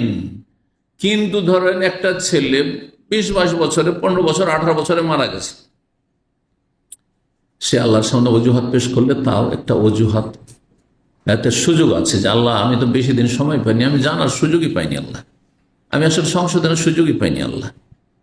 কিন্তু একটা লোক 60 বছর বাঁচলো, আর তারপরে পাপে জড়িয়ে থেকে গেল, হারাম খেতে থাকলো, হারাম জীবন যাপন করলো, বেনামাজি আধা নামাজি হয়ে থেকে গেল, জালেম হয়ে থেকে গেল, কোনো সংশোধন করলো না, কোনো ওজর থাকবে না। হাদিস আসছে, কোনো ওজর আল্লাহ শুনবেন না তার। ফাযুকু ফামা লিয-যালিমিনা মিন নাসীর, সূরা ফাতির আয়াত নম্বর 37। 6419 নম্বর হাদিস। হাদিস বর্ণনা করেছেন আবু হুরায়রা রাদিয়াল্লাহু তাআলা আনহু। তিনি বলেছেন নবী সাল্লাল্লাহু আলাইহি ওয়াসাল্লাম বলেন, আযারাল্লাহু ইলা ইমরিন, আল্লাহ সেই ব্যক্তির, ইমরিউন থেকে ইমরাতুন, ইমরাতুন মানে মহিলা মানুষ, আর ইমরিউন মানে বা মারউন মানে হচ্ছে পুরুষ মানুষ। হ্যাঁ, আল মারউ মা মান আহাব্বা ওয়া ইন্নামা লিকুল্লি ইমরিইম মা নাওয়া, ইমরিউন বুঝছেন না, ইনসান। আযার আল্লাহ মানে আল্লাহ ওজর শেষ করে দিয়েছেন, ওজরের সুযোগ সুবিধা, অজুহাতের সুযোগ সুবিধা একেবারে শেষ করে দিয়েছেন। এলা ইমরিন, এমন ব্যক্তির, আখারা আজালাহু, যার মরণকে আল্লাহ পিছিয়ে দিয়েছেন, হাত্তা বাল্লাগাহু 60 সানা, এতদিন পর্যন্ত যে 60 বছরের আয়ুতে সে উপনীত হয়ে গেছে। 60 বছর পর্যন্ত মরণ আসেনি আপনার কাছে, আমার কাছে, তাহলে আর আল্লাহর কাছে কোনো ওজর পেশ করার কোনো সুযোগ আল্লাহ রাখেননি। এই হচ্ছে হাদিস। 6420 নম্বর হাদিস। হাদিস বর্ণনা করেছেন সাঈদ ইবনে মুসাইয়্যিব প্রখ্যাত তাবী। তিনি বলেন, আবু হুরায়রা রাদিয়াল্লাহু তাআলা আনহু বলেন, সামি'তু রাসূলুল্লাহ সাল্লাল্লাহু আলাইহি ওয়াসাল্লাম, আমি রাসূলুল্লাহ সাল্লাল্লাহু আলাইহি ওয়াসাল্লাম বলতে শুনেছেন, লা ইয়াজালু কালবুল কাবীর শাব্বান ফি ইসনাতাইন, সর্বদা বুড়ো মানুষের, বৃদ্ধ মানুষের অন্তর, হৃদয় দুটো ক্ষেত্রে বা দুটো বিষয়ের ক্ষেত্রে যুবক হয়ে থাকে। মানুষ বুড়ো হয়ে যায় কিন্তু তার মনটি দুটো বিষয়ের ক্ষেত্রে কি থাকে? সাপ, একবারে যুবক হয়ে আছে।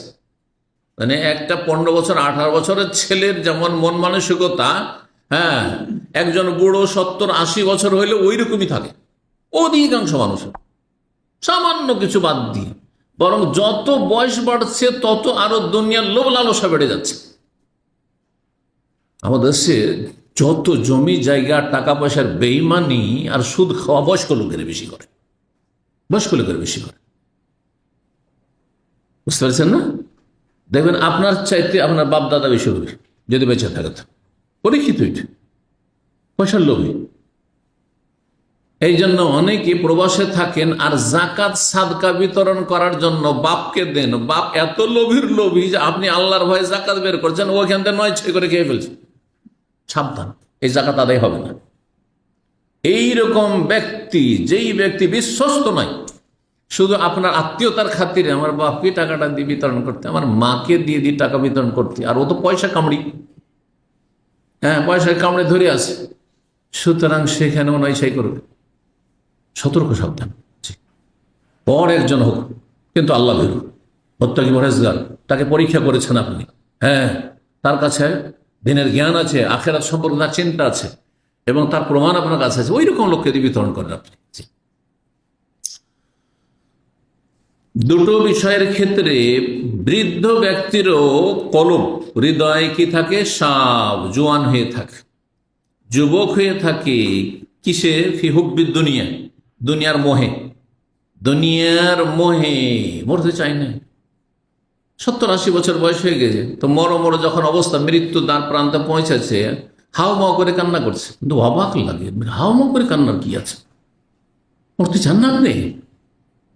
আজব কথাবার্তা। তুলিল আমল, এবং দীর্ঘ আশা আকাঙ্ক্ষা, উচ্চ আকাঙ্ক্ষা, এই করব সেই করব, এই হব সেই হব।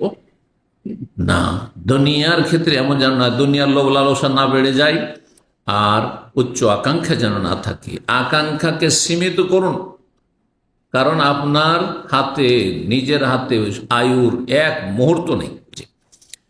6421 নম্বর হাদিস। হাদিস বর্ণনা করেছেন আনাস বিন মালিক রাদিয়াল্লাহু তাআলা আনহু, তিনি বলেন, রাসূলুল্লাহ বলেছেন, একবরও ইবনু আদম, একবরও ইবনু আদম, আদম সন্তানের বয়স বৃদ্ধি হয়। আদম সন্তান যত দুনিয়াতে থাকে তত কি হয়? বয়স বৃদ্ধি হয়, বয়স বাড়ছে। গত বছর 1 বছর কম ছিল বয়স আমার, এই বছর 1 বছর বেড়েছে, বাড়তি আছে, প্রতি বছর বাড়তি আছে। কিন্তু ওই একবর মহাবিষ্ণু, তার সাথে সাথে আরো দুটো জিনিস, দুটো বিষয় আরো বাড়তে থাকে। বয়সও বাড়ে আর তার সাথে দুটো বিষয় বাড়তে থাকে, বৃদ্ধি পেতে থাকে।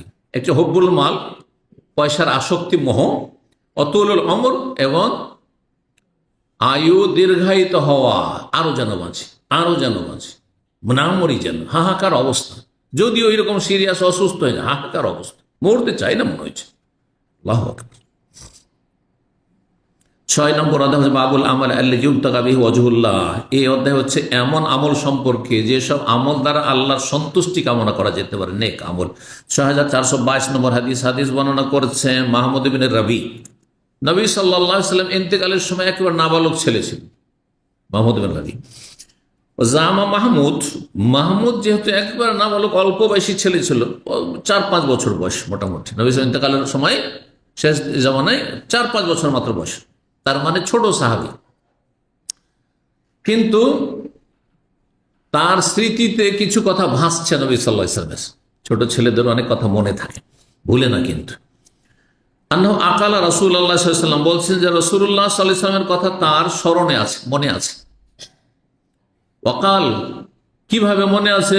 বলছে এমন কি আকালা মজ্জাতান মজ্জা, নবী সাল্লাল্লাহু আলাইহি ওয়াসাল্লাম একদিন তাদের বাড়ি এসেছিলেন, আর তাদের বাড়িতে বালতিতে পানি ছিল, আর সে পানি মুখে নিয়ে নবী সাল্লাল্লাহু আলাইহি ওয়াসাল্লাম কুলি করলেন, আর কুলি করলে রসিকতা করে, হ্যাঁ, একটু হাসি খুশি করার জন্য সেই শিশুর সাথে, 4-5 বছরের শিশুর সাথে, হাদিসে রয়েছে তখন বয়স তার 4 অথবা 5 বছর বয়স ছিল, সেই শিশুর সাথে হাসি রসিকতার জন্য কি করেছিলেন, তার মুখে কুলি করেছেন নবী সাল্লাল্লাহু আলাইহি ওয়াসাল্লাম।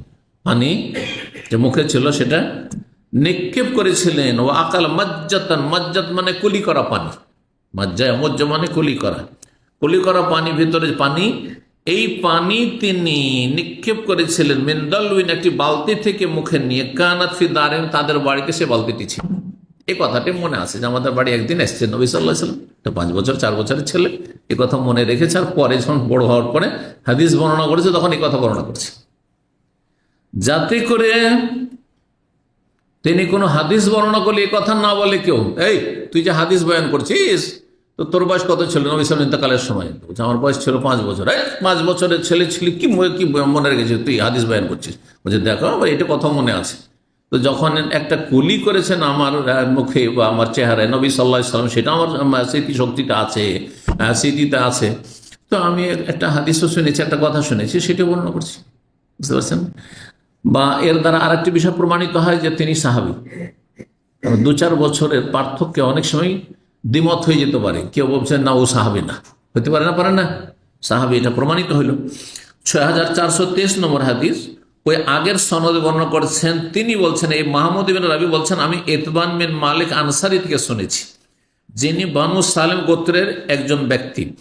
কালা গাদা আলাইয়া রাসূলুল্লাহ সাল্লাল্লাহু আলাইহি ওয়াসাল্লাম, রাসূলুল্লাহ সাল্লাল্লাহু আলাইহি ওয়াসাল্লাম সকালবেলা, এই ইতবান বিন মালিক অন্ধ মানুষ ছিলেন, কিন্তু ইনি অন্ধ সাহাবী, আব্দুল্লাহ ইবনে মাকতুমের মতোই, তার বাড়িতে গেলেন। ফাঁকা লাগিয়ে বলেন, লাইয়াফি আবদুন ইয়াউমাল কিয়ামতি ইয়াকুলু লা ইলাহা ইল্লাল্লাহ, কিয়ামতের দিনে এমন কোন ব্যক্তি পাওয়া যাবে না যেই ব্যক্তি লা ইলাহা ইল্লাল্লাহ বলেছে। লা ইলাহা ইল্লাল্লাহ বলেছে যদি কোনো ব্যক্তি বলে, আর সে লা ইলাহা ইল্লাল্লাহ বলার উদ্দেশ্য তার ছিল মন্ত্র নয়, ইয়াবতাগি বিহা ওয়াজহাল্লাহ, সে আল্লাহ সন্তুষ্টি কামনা করেছে, লা ইলাহা ইল্লাল্লাহ, আর অন্তরের খুলুসিয়ত থেকে নিষ্ঠার সাথে বলেছে আল্লাহকে রাজি করার জন্য, জাহান্নাম থেকে বাঁচার জন্য, জান্নাত পাওয়ার জন্য সবচেয়ে উত্তম বাণীর জিকির করেছে, সম্মিলিত নয়, বেদাত সম্মিলিত জিকির, চিৎকার করে নাই, আপন আপন আওয়াজে আল্লাহ সন্তুষ্টির উদ্দেশ্যে যদি লা ইলাহা ইল্লাল্লাহ বলে থাকে, ইল্লা হারামাল্লাহু আলাইহিন নার, তার উপর আল্লাহ জাহান্নামকে হারাম করে দেবেন। অর্থাৎ এমন ব্যক্তি পাওয়া যাবে না, এখন ভাব অর্থ শুনুন, এমন ব্যক্তি হাসর মাঠে পাবেন না যে আল্লাহর সন্তুষ্টির জন্য, আল্লাহকে রাজি করার জন্য লা ইলাহা ইল্লাল্লাহ বলেছে, আর সেই ব্যক্তি জাহান্নামে যাবে, এটা হবে না, বরং জাহান্নাম তার উপর কি করা হবে, হারাম করে দেওয়া হবে। কিন্তু তার মানে বেনামাজি, এর উত্তর শুনে রাখেন ভালো করে, কারণ হঠাৎ করে তখন বলবে, যাই তো এক বেনামাজি হাদিস নিয়ে এসে বলবে যে দেখো আমি আল্লাহকে রাজি করার জন্য লা ইলাহা ইল্লাল্লাহ বলেছি, আমি নামাজ না পড়লে কি হবে, আল্লাহ জাহান্নাম হারাম করে দিয়েছেন আমার উপর। হ্যাঁ, বলেন যে যেই ব্যক্তি লা ইলাহা ইল্লাল্লাহ বলে আল্লাহকে সন্তুষ্ট করতে চায়, সে কি বেনামাজি হইতে পারে? লা ইলাহা ইল্লাল্লাহ মানে কি? আল্লাহ ছাড়া কোনো সত্য মাবুদ নেই। মাবুদ মানে যার জন্য ইবাদত হয়ে থাকে, তো তার মানে ইবাদত আছে ফরজ আমার উপর, সবচেয়ে বড় ফরজ, আর আল্লাহ ছাড়া কারো ইবাদত করা যায় না। কথা বুঝতে পারছেন না? সর্বপ্রথম ইবাদত কি মুসলিম জীবনে? একজন মুসলমান হইলে, কলমা পড়লে সবচেয়ে গুরুত্বপূর্ণ কাজ কি? একটা লোক আমাদের কাছে এসে যখন কালেমা পড়ে মুসলিম, তখন ওদের কি করি? প্রথম উজু শিখাই, কারণ উজু ছাড়া নামাজ হবে না। আর তারপরে নামাজের সময় যখন মাগরিবের আগে এখানে কালেমা পড়লো বা এশার আগে কালেমা পড়লো, সাথে সাথে নিয়ে গিয়ে একসাথে নিয়ে নামাজ পড়ি। তাহলে প্রথম কাজ রোজা রাখানো নয়, চলো হজে নিয়ে যাই তোমাকে, চলো ওমরা নিয়ে যায়, আগে ওমরা করিয়ে নিয়ে আসি, এরকম, চলো খাতনা করি নাকি? না, প্রথম কাজ হচ্ছে, প্রথম ইবাদতই মুসলিম জীবনে হচ্ছে মানব জীবনে নামাজ। লা ইলাহা ইল্লাল্লাহ বললেই নামাজ, সালাত। সুতরাং যে লা ইলাহা ইল্লাল্লাহ, আল্লাহ ছাড়া কোনো সত্য মাবুদ নেই, সত্য মাবুদ আমার কে? আল্লাহ। লা ইলাহা ইল্লাল্লাহ বলার মানে আমার সত্য মাবুদ কে? আল্লাহ। বাকিগুলো হচ্ছে দরগা দুর্গা, এগুলো হচ্ছে কি? মিথ্যা, বাতিল। সত্য মাবুদ যখন আল্লাহ, তো তার ইবাদত সর্বনিম্ন হচ্ছে 5 ওয়াক্ত নামাজ। বেনামাজি হইতে পারে, যে আল্লাহকে রাজি করতে চাইবে সে কখনো বেনামাজি হইতে পারে না। কেউ যদি বলে যে আব্বা বা আম্মা আপনাকে, আপনাকে আমি রাজি করতে চাই, এই যে 500 রিয়াল রাখেন, এটা দিয়ে রাজি করতে চাই, ঠিক আছে? রাজি করতে চায়, তার মানে সে বাপকে মাকে গাল দিতে পারে, মারধর করতে পারে, বাড়িতে বের করে দিতে পারে। চিন্তা করুন তো তাহলে। বেনামাজি কখনো আল্লাহকে রাজি করতে চায় না। যদি আল্লাহকে রাজি করতে চাইতো, আল্লাহ সন্তুষ্টি চাইতো, তাহলে বেনামাজি হইতো না। এই জন্য সর্বনিম্ন আমল, ইমান 3টি জিনিসের সমষ্টির নাম। অন্যভাবে শুনে রাখেন, কি? অন্তরে বিশ্বাস করা, জবানে স্বীকৃতি দেওয়া, আর কিছু না কিছু আমল করা। আর সর্বপ্রথম আমল এবং সর্বনিম্ন আমল যার দ্বারা আপনি ইসলামের পরিচয় দেন, মুসলিম পরিচয় দেন, সেটি হচ্ছে 5 ওয়াক্ত সালাত। কারণ সালাতের আমলকে ছাড়লে কাফের বলা হয়েছে। চুরি করলে কাফের বলা হয়নি কোন হাদিস, ডাকাতি করলে কাফের বলা হয়নি, কথা বোঝা গেছে? মদ খেলে কাফের বলা হয়নি, কিন্তু বেনামাজি কাফের বলা হয়েছে নবী সাল্লাল্লাহু আলাইহি ওয়াসাল্লাম।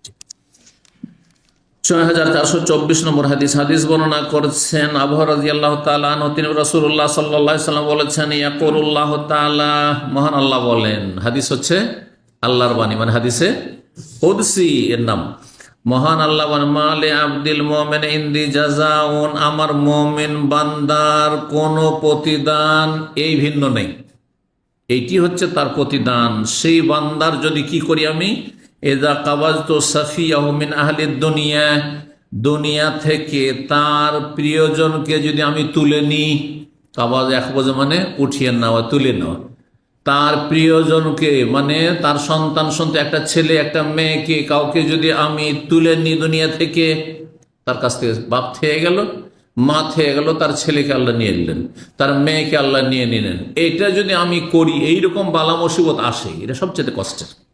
আপনার বাপ মা মারা যাওয়ার চাইতে বেশি কষ্ট রয়েছে আপনার ছেলে মেয়ে মারা যাওয়াতে। আপনার স্ত্রী মারা যাওয়ার চাইতে বেশি কষ্ট রয়েছে আপনার ছেলে মেয়ে মারা যাওয়ার। ভুক্তভোগীরা আমার চাইতে বেশি বলতে পারবে, কথা বুঝতে পারছেন না?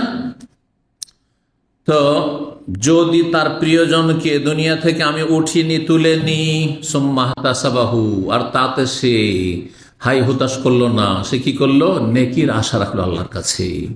হ্যাঁ, অভিযোগ করলো না, আল্লাহ তুমি কি করলে, আমার একটা ছেলে তাও নিয়ে নিলে, আল্লাহ আল্লাহ কোন রকমের একটা মেয়ে পেলাম তাও নিয়ে নিলে, আল্লাহ এটা কি করলে? তাহলে কুফরি কথা এটি। তকদিরের উপর অসন্তুষ্টি, বালা মুসিবতে আল্লাহর অসন্তুষ্টি, এটি কুফরি।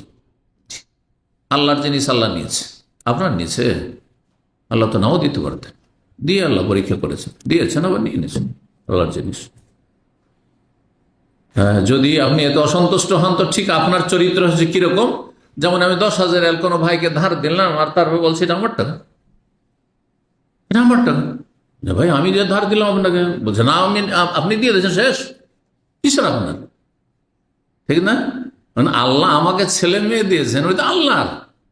এখন ওইটাই যদি মনে করি যে না আমার, এখন কেন নিলে আল্লাহ তুমি, কেমন হইলো? ওই বেঈমানের মতো হইলো না, যে টাকা ধার নেওয়া বলছেন না, না দেওয়ার নাম কথা নেই, আর আজকালকার বেঈমানদের মতো। তো বলছেন সুম্মাহতাসাবাহু, সে যদি নেকির আশা রাখে এই বালা মুসিবতে প্রিয়জন হারাতে, ইল্লাল জান্নাহ, মালে আব্দিল মুমিন ইনদি জাযাউন ইল্লাল জান্নাহ, এই হচ্ছে সম্পর্ক। আমার সেই মুমিন বান্দার জন্য একমাত্র প্রতিদান, বদলা হচ্ছে কি? জান্নাত। আমি তার এক ছেলে নিয়েছি, শুধু তাকে জান্নাত দেবো, তার এক মেয়ে নিয়েছি, সুতরাং তাকে জান্নাত দেবো। তার প্রিয়জন দুনিয়ায় চোখের সামনে ছেলে চলে গেল, মেয়ে চলে গেল, এটা বড় কষ্টকর মা বাবার জন্য। এর জন্য মহাপুরস্কার আল্লাহ রেখেছেন। এইরকমই কারো যদি দুটো চোখকে আল্লাহ নিয়ে নেন, দৃষ্টি শক্তি কেড়ে নেন, এই ক্ষেত্রে নবী সাল্লাল্লাহু আলাইহি ওয়াসাল্লাম সেই হাদিস রয়েছে, তাহলে এই 2 চোখের বদলা আল্লাহ কি দেবেন? সে অন্ধ ব্যক্তিকে জান্নাত দেবেন। কিন্তু সর্বনিম্ন ঈমান টিকিয়ে রাখতে হবে, মুসলিম হইতে হবে, কাফের হইলে হবে না। এই নয় যে হিন্দু জান্নাত চলে যাবে অন্ধ হইলে, ইহুদি খ্রিস্টানও জান্নাত চলে যাবে, হ্যাঁ, বেনামাজি চলে যাবে জান্নাতে, নাস্তিক চলে জান্নাতে, মাজারে সেজদা করে আর অন্ধ সেজন্য জান্নাতে, কখনো না। সর্বনিম্ন ঈমান টিকিয়ে যদি রাখে, তাহলে এই নিয়ামতগুলি যদি আল্লাহ নিয়ে নেন কারো কাছ থেকে, তাহলে তার বিনিময়ে জান্নাত সুনিশ্চিত।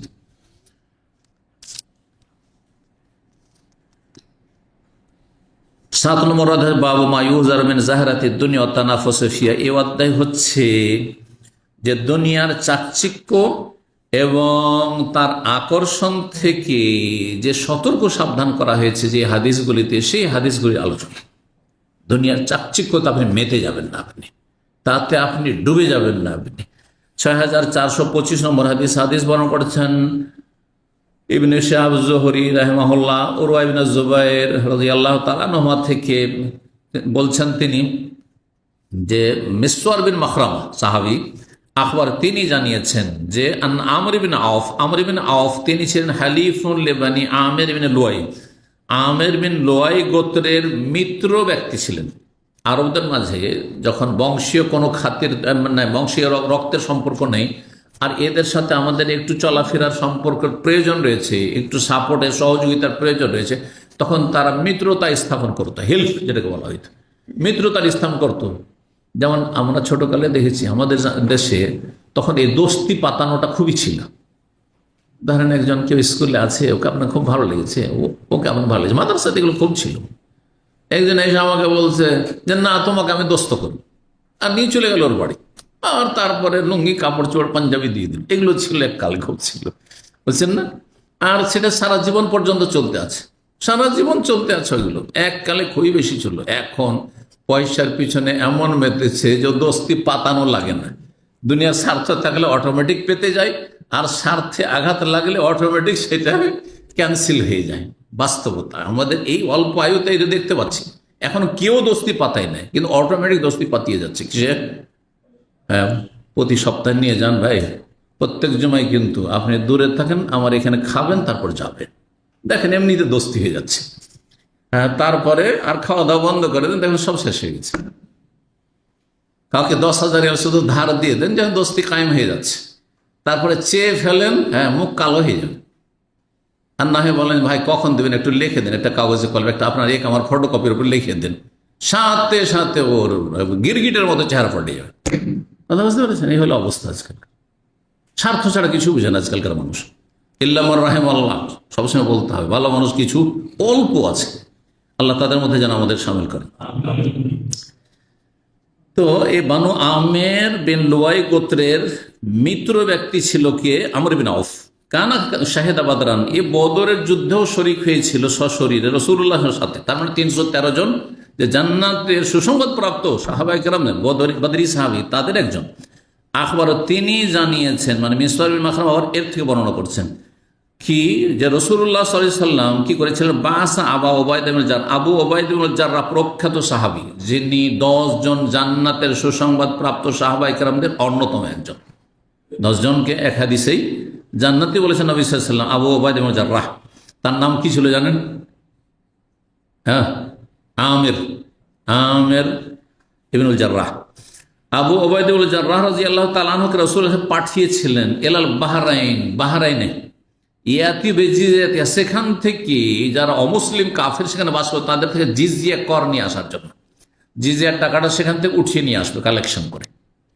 আর জিজিয়া না হয় মুসলিম রাষ্ট্রে যদি অমুসলিম নিরাপত্তা চেয়ে সেখানে বসবাস করতে চায়, তাহলে তাদের কি করতে হবে? এটা সামান্য একটা কর দিয়ে আনুগত্য প্রকাশ করতে হবে। একজন মুসলিম তার চাইতে অনেক গুণে বেশি জাকাত দিয়ে থাকে, অনেক গুণে বেশি জাকাত দিয়ে থাকে, ফেতরা দিয়ে থাকে, কোরবানি করে থাকে, আর্থিক মেলা ইবাদতবন্দি করে থাকে। একজন অমুসলিম, হ্যাঁ, মুসলিম দেশে বাস করলে তো কিছুই করে না, তো জাকাত দেবে, সাদকা দেবে? হ্যাঁ, তাহলে সামান্য কিছু, এটি জিজিয়া কর একেবারে সামান্য, এটা মাথাপতি। বাহরাইন, তখনকার বাহরাইন কোথায় ছিল? হ্যাঁ, বাহরাইন শুধু আল হাসান না, আল হাসাতে যেহেতু একটা মসজিদ ওই যুগে কায়েম হয়েছে, সেই জন্য আল হাসা, অনেকে বলে আল হাসা এলাকা থেকে শুরু করে কাতিব পর্যন্ত, কাতিব দারিনের নাম তাও আছে ওই যুগে।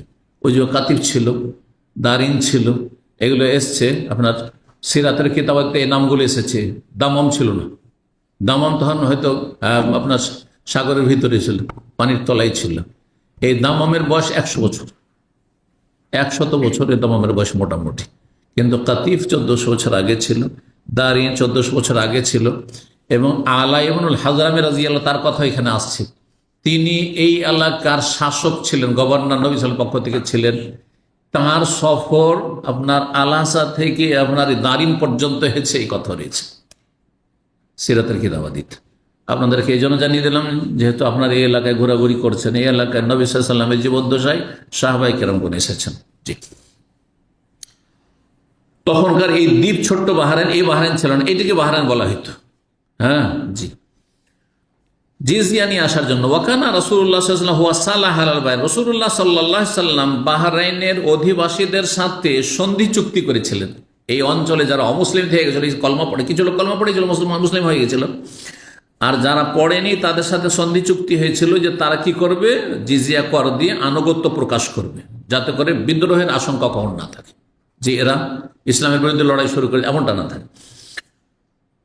ও আম্মার আলিম আলা ইবনুল হাজরামি, এবং আলা ইবনুল হাজরামি রাদিয়াল্লাহু তাআলা আনহুকে তাদের শাসক নিয়োগ করেছিলেন। এই এলাকার শাসক, প্রথম শাসক তাহলে কে ছিলেন? মুসলিম সাহাবী আলা ইবনুল হাজরামি। আলা ইবনুল হাজরামি রাদিয়াল্লাহু তাআলার নামে একটি রোড আছে টয়েটার কাছে, টয়েটা আব্দুল্লাহ জামিলের যে শোরুম আছে, ওখানে একটা রোডের নাম আলা ইবনুল হাজরামি। কারণ আমি রাস্তাঘাটে চললে দেখি যে কোন জায়গায় কোন সাহাবীর নামে রোড আছে, বিশেষ করে এগুলো আমি ফলো করি। কারণ আমাদের রোডটা, আমরা যেখানে বাস করি সেখানে আবু হুরায়রা রাদিয়াল্লাহু তাআলা আনহু রোড আছে, তারপরে এটা আনাস বিন মালিক রাদিয়াল্লাহু তাআলা আনহু রয়েছে। কথা বুঝতে পেরেছেন? তো এই আলা ইবনুল হাজরামির ইতিহাস। আলা ইবনুল হাজরামি ছিলেন এলাকার শাসক নবী সাল্লাল্লাহু আলাইহি ওয়াসাল্লামের পক্ষ থেকে, আর আবু ওবায়দা ছিলেন নবী সাল্লাল্লাহু আলাইহি ওয়াসাল্লামের প্রতিনিধি, যাকে পাঠানো হয়েছিল এখান থেকে জিজিয়া করটা মদিনা নিয়ে আসার জন্য। তো বলছেন ফাকাদেমা আবু ওবায়দা বিমালি মিনাল বাহরাইন, আবু ওবায়দা রাদিয়াল্লাহু তাআলা আনহু বাহরাইন থেকে বেশ কিছু ধন সম্পদ নিয়ে আসলেন, টাকা পয়সা, স্বর্ণ চাঁদি, তখনকার যুগে দিরহাম দিনার, রৌপ্য মুদ্রা, স্বর্ণ মুদ্রা। ফাসামিয়াতিল আনসার বিকুদুমি, আনসারীরা রাতের বেলায় শুনতে পেয়েছে যে আবু ওবায়দা এসেছেন, আবু ওবায়দা এসেছেন, আর তিনিও গভীর রাতে গেছেন, কিন্তু খবর পেয়েছে রাতে রাতে, বাড়িতে বাড়িতে খবর হয়ে গেছে, কারণ সবাই তো অভাবে, হ্যাঁ, অভাবের যুগে আর ধন সম্পদ এসেছে, এখন নবী সাল্লাল্লাহু আলাইহি ওয়াসাল্লাম দেবেন, রাত্রে কিন্তু খবর পেয়েছে। ফাওয়াফাকাত সালাতাস সুবহি মা রাসূলিল্লাহ সাল্লাল্লাহু আলাইহি ওয়াসাল্লাম, সুতরাং এই আনসারীরা রাসূলুল্লাহ সাল্লাল্লাহু আলাইহি ওয়াসাল্লামের সাথে ফজরের সালাতে এসে সবাই উপস্থিত। আরে এক একটু হয়তো পিছিয়ে থাকে, কখনো গাফিলতি হয় বা জামাত ছুটে, কিন্তু সবাই এসে হাজির, সবাই মসজিদে এসে, মসজিদে ভরপুর। ফালাম্মান সারাফা, নবী সাল্লাল্লাহু আলাইহি ওয়াসাল্লাম যখন সালাম ফিরলেন, সালাম ফিরে অন্য দিনে এসে এইভাবে ভিড়ভাড় করে কেউ দেখা সাক্ষাৎ করে না, তার রাজুলাহু, লোকেরা সবাই রাসূলুল্লাহ সাল্লাল্লাহু আলাইহি ওয়াসাল্লামের সামনে এসে গেল, সামনে সবাই এসে দেখা সাক্ষাৎ করছে, ভিড়ভাড় জমিয়েছে। ফাতাবাসসামা রাসূলুল্লাহ সাল্লাল্লাহু আলাইহি ওয়াসাল্লাম, হেসে দিয়েছেন, মুচকি হাসি। এইভাবে তো সবাই দেখা করেন। এখন আমি বক্তব্য সেরে যখন যাই, তো এক দুজন এসে মুসাফা করেন, কারণ ডেলি ডেলি মুসাফার প্রয়োজনই বা কি। কিন্তু হঠাৎ করে একদিন যদি সবাই লাইন লাগিয়ে দেন, ওই বিদেশে যেমন গেলে করে, হ্যাঁ, মুসাফার জন্য, তাহলে হয় না হয় কোনো ব্যাপার স্যাপার আছে, তাই না? ঠিক ওই রকম। তো নবী সাল্লাল্লাহু আলাইহি ওয়াসাল্লাম হেসে দিয়েছেন হিনারাম, তাদের এই কর্মকাণ্ড দেখে, যে সবাই ভিড় জমিয়ে সামনে এসে হাজির। ওয়াকালা, নবী সাল্লাল্লাহু আলাইহি ওয়াসাল্লাম বলছেন, আচ্ছা বুঝতে পারছি, আযুন্নাকুম সামিআতুম বিকুদুমি আবি ওবায়দা, আমি মনে করি যে আবু ওবায়দার আগমন সম্পর্কে তোমরা শুনে ফেলেছো। উনি যে রাত্রে পৌঁছেছেন, তুমি জেনেই গিয়েছো যে আবু ওবায়দা এই বাহরাইন এলাকা তখন সচ্ছল, এলাকা তখন ধনী এলাকা, সচ্ছল এলাকা, এখান থেকে অনেক ধন সম্পদ গিয়েছে, এখান থেকে জেনে ফেলেছো তোমরা মনে হয়। তো ওয়ান্নাহু যাবে শাইইন, আর সে খালি হাতে আসেনি, আবু ওবায়দা কিছু নিয়ে এসছে, এটাও তোমরা টের পেয়ে গেছো, তাই না?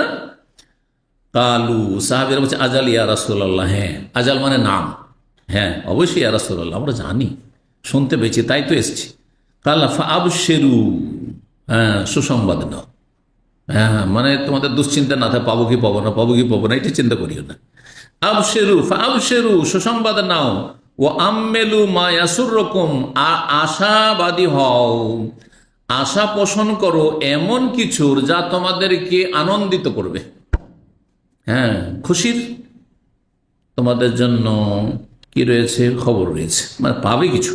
আল্লাহে, শোনো শোনো, এত চিন্তিত হয়ে না পেটের জন্য, রুজির জন্য চিন্তিত হয়ে না। আল্লাহর কসম করে বলছে, নবী বলছেন, মাল ফাকার আকশা আলাইকুম, তোমাদের জন্য আগামী দিনে দারিদ্রের আশঙ্কা করি না, যে তোমরা গরিব হয়ে যাবে, না খেয়ে মরে যাবে, দুর্ভিক্ষ নেমে আসবে, খেতে পাবে না, এমন ভয়টা করি না। ওয়ালাকিন আকশা আলাইকুম, তবে আমি তোমাদের জন্য আশঙ্কা করি, আনতুবসাত আলাইকুম দুনিয়া, তোমাদের জন্য দুনিয়াকে বিস্তীর্ণ করে দেওয়া হবে, প্রশস্ত করে দেওয়া হবে। দুনিয়া এত খুলে দেওয়া হবে, এত ইনকাম সোর্স খুলে যাবে, এত টাকা পয়সা চারিদিক থেকে আসবে, কামা বসে তাক আলামান কান কাবলাকুম, যেমন তোমাদের পূর্ববর্তী জাতি যারা দুনিয়া থেকে চলে গেছে আর তারা ধনাঢ্য ছিল, তাদের মতো তোমাদের জন্য দুনিয়াকে প্রশস্ত করে দেওয়া হবে। ফাতানাফাসুহা, তখন তোমরা কি করবে? তাতে তোমরা ঝাঁপিয়ে পড়বে। দুনিয়াতে তোমরা কি করবে? ঝাঁপিয়ে পড়বে টাকা পয়সার প্রাচুর্য দেখে। কামা তানাফাসুহা, যেমন বিগত জাতিগুলো ঝাঁপিয়ে পড়েছিল দুনিয়ার জন্য। তুলহিকুম কামা আলহা, তুলহিয়াকুম কামা আলহাতুম, আর তোমাদেরকে উদাসীন করে দেবে, আখেরাত থেকে গাফিল করে দেব, যেমন বিগত জাতি কাফের জাতিগুলি গাফের উদাসীন হয়ে আল্লাহ পরকাল থেকে সম্পর্কহীন হয়ে গেছিল আর পরকালের জন্য কোনো কিছু করেনি, ওই রকম হয়ে যাবে। আজকাল দেখেন অধিকাংশ মুসলিমরা এত যে বালা মুসিবত আছে, কোনো সংশোধন হচ্ছে? এত ধাক্কা খাচ্ছে তো কোনো সংশোধন হচ্ছে না, কারণ অভাব নাই তো। একদিকে ধাক্কা খেলে আরেকদিকে আছে, হ্যাঁ, বহু দিক আছে। জি, 6426 নম্বর হাদিস বর্ণনা করেছেন উকবা বিন আমির রাদিয়াল্লাহু তাআলা, তিনি বলেন, নবী সাল্লাল্লাহু আলাইহি ওয়াসাল্লাম একদিন বের হলেন, রাত্রিবেলা ছিল। ফাসাল্লা আলা আহলি উহুদিন সালাতাহু আল মাইয়িত, আর তারপরে উহুদবাসীর জন্য সালাত পড়লেন, জানাজার আলাল মাইয়িত, যেমন মৃত ব্যক্তির জানাজা পড়েন, মানে মৃত ব্যক্তি মৃত লাশকে সামনে রেখে যেমন জানাজা পড়েন, ওইরকম ওহদের দাফনকৃত 70 জন সাহাবায়ে কেরামদের জন্য জানাজা পড়লেন। অথচ সোহাদাদের জানাজা আছে কি? শহীদের জানাজা আছে? যারা আল্লাহ রাস্তার জিহাদে শহীদ হয় তাদের গোসলও নেই, তাদের জানাজাও নেই, জানাজার প্রয়োজনই নেই। সেই জন্য জানাজা এই জন্য নেই যে গুনাহগারদের মতো নয়। দেখেন একই কাজ, যারা কাফের তারও জানাজা নেই। হ্যাঁ, যে আত্মহত্যাকারী নবী সাল্লাল্লাহু আলাইহি ওয়াসাল্লাম জানাজা পড়েননি, ঋণগ্রস্ত ব্যক্তি ঋণ পরিশোধ করেনি, মারা গেছে, জানাজা পড়েননি, কিন্তু এটাই ছিল হ্যাঁ শাস্তিমূলক, তাই না? যে এরা দোয়া পাওয়ার যোগ্য না, অপরাধী এরা। কিন্তু শহীদের জানাজা কেন পড়েননি? মানহানি সেটা এই জন্য যে তারা এত বড় খেদমত করেছেন ইসলামের, এত নেকির কাজ করেছেন যে জানাজা মানে দোয়া করা তাদের জন্য, দোয়ার প্রয়োজন নেই এদের। আল্লাহু আকবার, বিনা দোয়াতে তারা জান্নাত। জি, যাতে এটা না মনে করে তাদের জন্য জানাজা পড়েছে আর আমাদের সুপারিশ হয়তো জান্নাত হয়েছে, তোমাদের সুপারিশের কোনো প্রয়োজনই নেই তাদের জন্য। আল্লাহু আকবার, এটা হচ্ছে রহস্য। কিন্তু নবী সাল্লাল্লাহু আলাইহি ওয়াসাল্লাম পরবর্তীকালে ইন্তেকালের কিছুদিন পূর্বের ঘটনা এটি, কয়েক বছর পরে ওহদ যুদ্ধ হয়েছে কোন সালে? বুঝলে গেল? তৃতীয় হিজরি, দ্বিতীয় হিজরিতে বদর আর তৃতীয় হিজরিতে তৃতীয় যুদ্ধে। আর মক্কা বিজয়ের পরে নবী সাল্লাল্লাহু আলাইহি সাল্লাম সোহাদায়ে ওহদ 70 জনের জানাজা পড়েছেন, যেমন মাইয়েতের জানাজা পড়েন। মেয়েতকে সামনে রেখে যেমন জানাজা, এরকম কবরস্থানকে সামনে রেখে ওহদের প্রান্তে গিয়ে জানাজা পড়েছেন নবী সাল্লাল্লাহু আলাইহি ওয়াসাল্লাম। এটি কিরকম ছিল? অন্য রিওয়ায়াতে রয়েছে কাল মুআদ্দে লিল আহিয়া ওয়াল আমওয়াত, যেমন বিদায় জানানো হয় যখন আপনি দেশ থেকে প্রবাস আসছেন, তখন বিদায় জানো গ্রামের লোকজনকে, ভাই যাচ্ছি দোয়া করিয়েন, এই যে বিদায় দেখা সাক্ষাৎ করছেন, ঠিক ওইরকম নবী সাল্লাল্লাহু আলাইহি সাল্লাম দুনিয়াতে বিদায় নিচ্ছেন, যে শেষ দেখা সাক্ষাৎ তোমাদের সাথে দুনিয়ায় করলাম, মানে তোমাদের কবর কাছে হাজির হইলাম, আর তোমাদের সাথে এখানে দেখা হবে না, ওই জান্নাতে দেখা হবে। কথা বুঝতে পেরেছেন? এই জন্য জানাজা পড়েছেন নবী সাল্লাল্লাহু আলাইহি সাল্লাম। এর মানে এই নয় যে আপনার শহীদদের জানাজা এখান থেকে আপনি পড়ার বৈধতা প্রমাণ করবেন, কারণ এটা যদি হইতো তো যখন যারা শহীদ হয়েছিল প্রথম দাফন হয়েছিল তখনই পড়তেন নবী সাল্লাল্লাহু আলাইহি ওয়াসাল্লাম। তো এটি হচ্ছে সঠিক মত। মাসলায়ে ফুকাহাদের কিছু ইখতিলাফ রয়েছে। তো বলছেন যে ফাসাল্লা আলা ওহদ, ওহদের যারা শহীদ তাদের ওপর সালাত আদায় করে, সালাত আল মাইয়িত, যেমন মাইয়িতের সালাত আদায় করে, মানে জানাজা। সুম্মান সারাফে আল মেম্বারে, তারপরে মসজিদে নববী মেম্বারে ফিরে আসলেন। ফাকালা, এসে মেম্বারে উঠে তিনি ভাষণ দিলেন। খুতবা মানে ভাষণ। জি, ইন্নী ফারাতুল্লাকুম, আর বললেন সাহাবায়ে কেরামদেরকে, দেখেন মৃতদের কাছ থেকে বিদায় নিয়ে আসলেন নবী সাল্লাল্লাহু আলাইহি ওয়াসাল্লাম। মৃত তো যদিও বলা ঠিক নয়, শাহাদাদেরকে, কারণ আল্লাহ নিষেধ করেছেন।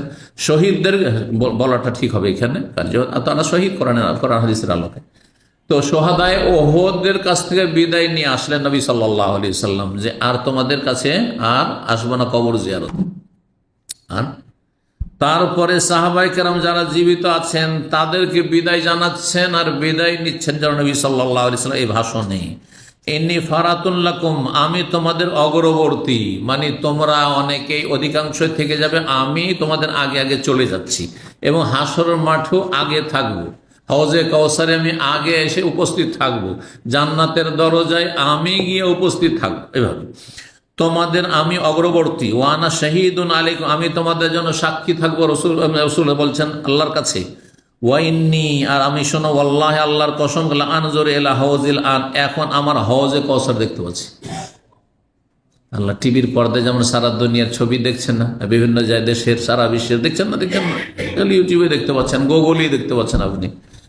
নবী সাল্লাল্লাহু আলাইহি সাল্লামকে হওজে কাউসার মসজিদ নববীর সামনে, মসজিদ নববীর ভিতরে নিয়ে এসে দেখানো হচ্ছে, আমি এখন আমার হওজে কাউসার দেখতে পাচ্ছি। ওয়াইন্নী কাদ উতিতু মাফাতিহা খাজাইনিল আরদ, ভবিষ্যৎবাণী করেছেন কিছু, আর আমাকে দেওয়া হয়েছে পৃথিবীর ভান্ডারের চাবি সমূহ। পৃথিবীর ধন সম্পদের যে ভান্ডার, টাকা পয়সা, ধন সম্পদের যে ভান্ডার, তার চাবিগুলি আমাকে দিয়ে দেওয়া হয়েছে। মানে মুসলিমরা এক সময় অনেক ধন সম্পদের মালিক হয়ে যাবে, অনেক বেশি সচ্ছল হয়ে যাবে।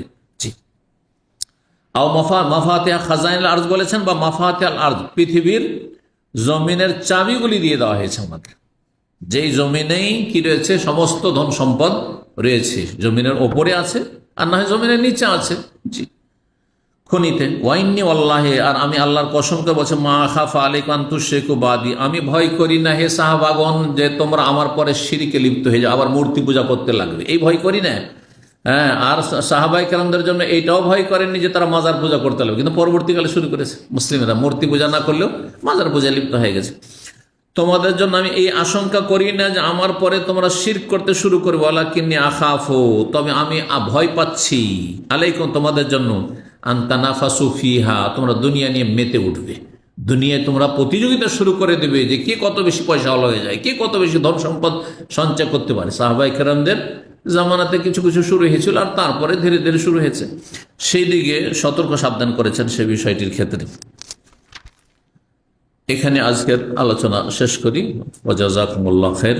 আল্লাহ রাব্বুল আলামিন যেন আমাদের ইলমে আমলে বরকত দান করেন, শরীর স্বাস্থ্যে বরকত দান করেন, হায়াতে বরকত দান করেন, রুজিতে আল্লাহ বরকত দান করেন, দিন দুনিয়ার সবকিছুতে আল্লাহ যেন বরকত দান করেন। আল্লাহ আমাদের সমস্ত নিয়ামতগুলিকে তার সন্তুষ্টির কাজে লাগাবার তৌফিক দান করেন, আল্লাহ তার অসন্তুষ্টিতে বেঁচে থাকার তৌফিক দান করেন। দোয়া করি আপনাদের জন্য, আল্লাহ আপনাদের রিজিকে যেন বরকত দান করেন, এই প্রবাস জীবনে আল্লাহ যেন বরকত দান করেন এবং সমস্ত বালা মুসিবত থেকে আল্লাহ হেফাজতে রাখেন। পরিবার পরিজন যাদেরকে ছেড়ে এসেছেন আল্লাহ তাদেরকে যেন ভালো রাখেন।